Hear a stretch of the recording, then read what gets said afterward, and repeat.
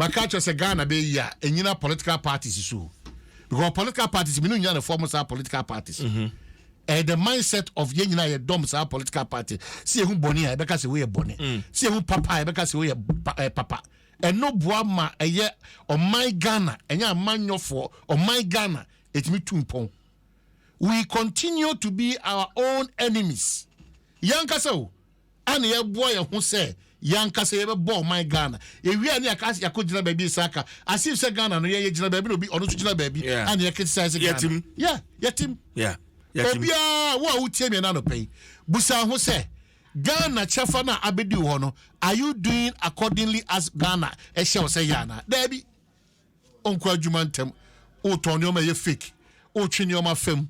Under invoicing. And your man ensem fatankwa na oye. Yako haba eho agija. Yaba ya dishema eho agija. Yako ya pomudi ho your problem. Everywhere we go, your problem or yaba a human promotion krana a problem. Eti yankasa hunu nsuo no ewa tifi. Ni adi na for bebusa say why na hunu nsuo. Yankasa ni aye. Yeah. So always I continue this say unim so be your illegal connection.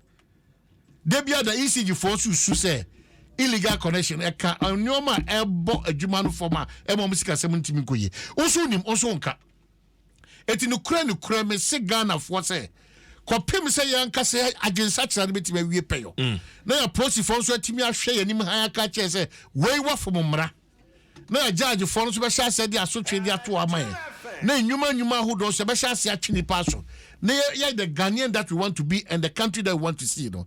Ya beya komisa wo man metwa circles yenya no yeda. Etimesre. We are our own enemies. We know our problems. Let's continue to solve our problems the way we understand, because we understand our problems far better than we do outside Ghana.